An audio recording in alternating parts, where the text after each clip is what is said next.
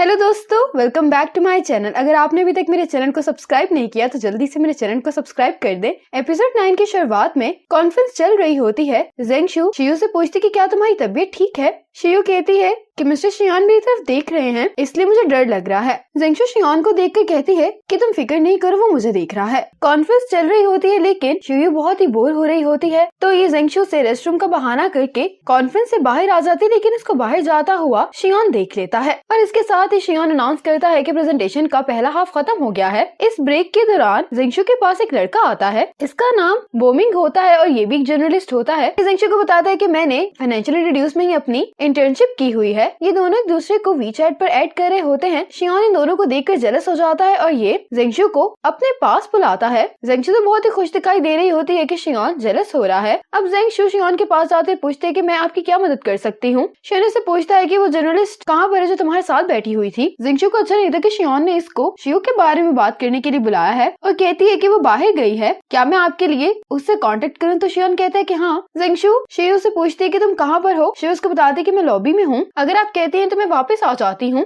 ज़ेंगशु शियान के सामने ये कहने लगती है कि अगर तुम्हारी तबीयत ठीक नहीं है तो तुम्हें वापस आने की कोई जरूरत नहीं है। शियू को भी समझ नहीं आ रही होती कि आखिर ज़ेंगशु उससे क्या बात कर रही है। शियान से पूछता है कि वो कहाँ गई है, तो ज़ेंगशु उसको बताती है कि उसकी तबीयत ठीक नहीं थी तो वो घर चली गई है। शियान से पूछता है कि आखिर इसको हुआ क्या है, तो ज़ेंगशु उसको बताती है कि उसको सीईओ फोबिया है। वो जब भी तुम्हारे जैसे किसी को देखती है तो उसको सांस नहीं आता, लेकिन मैं शियू से बहुत डिफरेंट हूँ क्योंकि मैं जब भी तुम्हें देखती हूँ तो मुझे खुशी और एक्साइटमेंट फील होती है। शियान इसी को देख रहा होता है कि इतने में चैन आकर इसको बताता है कि कॉन्फ्रेंस का सेकंड हाफ शुरू होने वाला है। ये सुनते ही शियान यहाँ से चला जाता है। अब शियू अपने लिए कॉफी ले रही होती है लेकिन ये मशीन सही से काम नहीं कर रही होती। इतने में यहाँ पर यू आता है, ये इस मशीन को थोड़ा सा हिलाता है तो शियू की कॉफी बाहर आ जाती है। शियू जैसे ही यू को देखती है तो ये इसको बहुत अच्छा लगता है, ये इसको थैंक्स कहती है, फिर यू यहाँ से चला जाता है। अब जब शियू वापस आती है तो यू गॉन कैपिटल की तरफ से स्पीच दे रहा होता है। यू को सुनने के बाद शियू को याद आता है कि जब ये इंटरव्यू के ड्राफ्ट्स लिख रही थी तो तब इसने यू का इंटरव्यू सुना था और इसे तब ही यू काफी पसंद आया था और अब यू को ऐसे देखकर शियू को बहुत खुशी हो रही होती है। इसके बाद जब कॉन्फ्रेंस खत्म हो जाती है तो शियन से सवाल करने के लिए बहुत सारे रिपोर्टर्स उसके पास आ जाते हैं। अब ज़ेंगशु यहाँ से जा रही होती है तो शियन इसको देख लेता है। यहाँ से निकलते हुए ज़ेंगशु को यू मिलता है। अब इसको शियू की कॉल आती है जो उससे पूछती है कि अभी स्टेज पर कौन स्पीच दे रहा था, तो ज़ेंगशु कहती है कि शियान ही स्पीच दे रहा था। शियू कॉल बंद करके कहने लगती है कि आखिर सब मेरे अंकल पर ही फोकस क्यों करते हैं, इनको कोई और क्यों नहीं दिखाई देता। साथ ही यहाँ पर शियान आ जाता है और ये इसको डांटने लगता है कि ये तुम्हारी पहली प्रेस कॉन्फ्रेंस थी और इसमें भी तुम अटेंटिव नहीं थी, तुम्हें नींद आ रही थी। शियू कहने लगती है कि मैं फ्यूचर में बहुत मेहनत करूंगी और अब ऐसा नहीं होगा और कहने लगती है कि अंकल प्लीज मुझे माफ कर दें। शियू ने शियन का बाजू पकड़ा होता है। अब ज़ेंगशु यू के साथ जब बाहर आती है तो ये इन दोनों को ऐसे देखकर जेलस हो जाती है। जैसे ही शियू देखती है कि ज़ेंगशु इसको देख रही है, ये अपने अंकल से कहती है कि अगर आप नहीं चाहते कि मेरे सीनियर को पता चले हमारे रिलेशनशिप का तो मुझे आप जाने दें। शियन इसको इशारा करता है तो ये फौरन यहाँ से चली जाती है। शियन ज़ेंगशु के पास आ रहा होता है लेकिन ये यू से कहती है कि मुझे एक बहुत जरूरी काम है और ये कहकर यहाँ से चली जाती है। शियन यू से पूछता है कि इसने भी तुम्हें क्या कहा है, तो यू कहता है कि इसने मुझे डिनर और इंटरव्यू के लिए इनवाइट किया है। अब ज़ेंगशु जब जा रही होती है तो ये शियन को अपने पीछे आता देखती है लेकिन ये अपने आप से कहती है कि मैं अब तुमसे पहले बात नहीं करूंगी। अब ज़ेंगशु को रुकना पड़ता है क्योंकि आगे रास्ता ही नहीं होता। शियन से पूछता है कि तुम यहाँ पर खड़ी होकर क्या कर रही हो। ज़ेंगशु उसको कहती है कि मैं प्रे कर रही हूँ। शियन ज़ेंगशु से कहता है कि मैं जा रहा हूँ, तो ज़ेंगशु कहती है कि आप जाए, मैं आपको सी ऑफ करने नहीं आऊंगी। शियन इसका हाथ पकड़कर इसको अपने साथ ले जाता है, कहता है कि मैं तुम्हें घर लेकर जा रहा हूँ। अब ये दोनों वापस जा रहे होते हैं तो ज़ेंगशु तो बहुत ज्यादा जेलस होती है, तो ये शियन से बात नहीं कर रही होती। तो शियन इसको बताता है कि आज रात 8 बजे बारिश होने वाली है। ज़ेंगशु को कहती है कि फिर क्या तुम मेरे लिए अम्ब्रेला पकड़ोगे। इतने में ही शियन को कॉल आ जाती है। शियन कॉल सुनने में मसरूफ हो जाता है और ज़ेंगशु यहीं पर सो जाती है। ज़ेंगशु सोते हुए शियन की साइड पर गिरने वाली होती है तो शियन इसके सर के नीचे हाथ रख लेता है। शियन रात तक ऐसे ही ज़ेंगशु के उठने का इंतजार करता रहता है। ज़ेंगशु की जब आंख खुलती तो ऐसे शियन को देखकर बहुत हैरान हो रही होती है। ज़ेंगशु शियन से कहती है कि मैं तुमसे एक बहुत जरूरी बात करना चाहती हूँ। शियन को लगता है कि ये इसके बारे में बात करेगी लेकिन ज़ेंगशु स्पेशल कवरेज के बारे में बात कर रही होती है। तो सुनकर शियन को अच्छा नहीं लगता। ये कहता है कि अगर तुम मुझसे मिलना चाहती हो